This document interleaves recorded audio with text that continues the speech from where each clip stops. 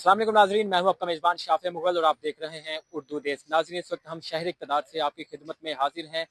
कश्मीर के अंदर एक दफ़ा फिर अवामी एक्शन कमेटी जो है वो एहतजाज करने जा रही है, जिससे काफ़ी लोग जो हैं वो परेशान दिखाई दे रहे हैं। एक अलग ही गम गुस्से का भी इजहार दिखाई दे रहा है और दूसरी जानब जो अवामी एक्शन कमेटी के नुमाइंदगान हैं और लीडरान हैं वो वार्निंग देते हुए दिखाई दे रहे हैं कि हम दोबारा सड़कों पर आएंगे, क्योंकि उनके मुतालबात थे वो पूरे नहीं हुए। 3 माह का टाइम दिया गया था हुकूमत की जानब से और अभी तक उनके मुतालबात पूरे नहीं हुए। उन्होंने फिर अलामिया जारी कर दिया है कि हम मीटिंग में नहीं बैठेंगे और इसके अलावा आइंदा फिर चंद रोज में कश्मीर के अंदर हालात कशीदा नजर आ रहे हैं। मेरे साथ जम्मू कश्मीर से पीपल्स पार्टी के सेक्रेटरी जनरल मौजूद हैं, deputy secretary general Sardar Khan Amjad. इनसे बात करते हैं और जानते हैं कि असल मामला है क्या, क्या देख रहे हैं कश्मीर की जो मौजूदा सूरत हाल है उसके ऊपर। अस्सलाम वालेकुम सर, सबसे पहले तो आपका बहुत शुक्रिया वक्त देने का।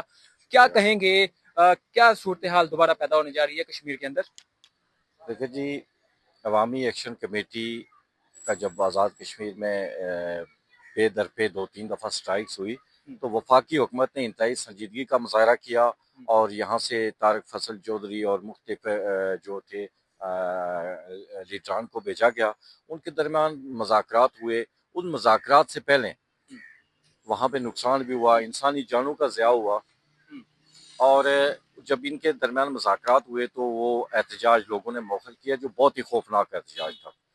आज़ाद कश्मीर चूँकि एक ऐसा खिता है, वो तहरीक आज़ादी कश्मीर का बेस कैंप है। वहाँ पे आज़ाद कश्मीर के अंदर इस तरह के एहतजाज जो है वो तहरीक आज़ादी कश्मीर को नुकसान देते हैं। इन हालात को पाकिस्तान वफाक ने संजीदगी से लिया। उस पर के लिए हम उनके शुक्रगुजार भी हैं और उन्होंने आज़ाद कश्मीर जो एक्शन कमेटी थी उनके साथ मुज़ाकरात किए।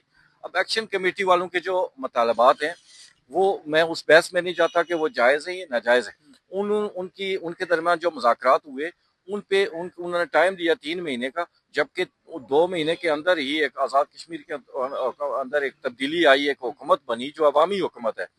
और उसके प्राइम मिनिस्टर ने और उनकी उस हुकूमत ने ये किया कि महाजरीन जो उन लोगों का नुक्ता नज़र था कि महाजरीन की जो MLAs मुंतखब हुए हैं उनको नुमाइंदगी है उनको ख़त्म किया जाए। ये बोझ है एक रियासत के अंदर महाजर और मकामी का कंसेप्ट जो है ये नुकसानदेह अमल। तो उस पे उन्होंने ये किया कि दोबारा उन्हीं में से आज़ाद कश्मीर की जो हुकूमत है उसके अंदर लोगों को फैसिलेट कर दिया गया। एक जो कमेटी बनाई गई उसका सरबराह भी माजर MLA माजिद खान को बना दिया गया और इस तरह 2-3 और लोगों को जो अकबर इब्राहिम है और 2-3 और लोग हैं उनको बनाया गया।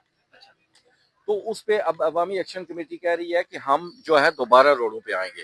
तो पहली बात यह है कि जिन्होंने मुज़ाकरात किए तो उन्हें उसी वक्त उस पर बात करनी चाहिए। जो चीज़ें उनके साथ डिसाइड की उन्होंने उस पर इन्हें अमल करना चाहिए, क्योंकि आज़ाद कश्मीर का खिता और ना मुल्क पाकिस्तान इन चीज़ों का मुतमल नहीं हो सकता ऐसे सियासी हालात के अंदर। अब दोबारा सुनने में आ रहा है वो कमेटी में नहीं बैठ रहे, उन्होंने कमेटी में बैठने को इनकार कर दिया है। शौकत मीर साहब की जानब से ये कहा जा रहा है, तो क्या मुतालबात नहीं पूरे हो रहे?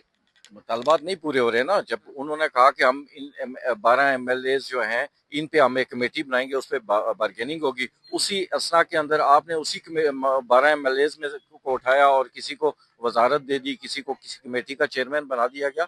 तो जब उनके मुतालबात नहीं पूरे हुए तो वो दोबारा कह रहे हैं कि हम रोडों पे निकलेंगे। उससे पहले हुकूमत पाकिस्तान को चाहिए और आज़ाद हुकूमत जो इस वक्त मेरे ख्याल में बेहतर हुकूमत है, उन्हें चाहिए कि वो उनके साथ दोबारा डायलॉग करें ताकि इस मसले का हल क्या समझते हैं आप, चूँकि वहाँ के सियासतदान भी हैं, आपका ताल्लुक एक सियासी जमात से भी है, क्या हिकमत अमली अपनानी चाहिए, ऐसे इकदाम उठाने चाहिए जिससे माहौल ख़राब ना हो, अमन से तमाम मुज़ाकरात और मामला हल हो जाए?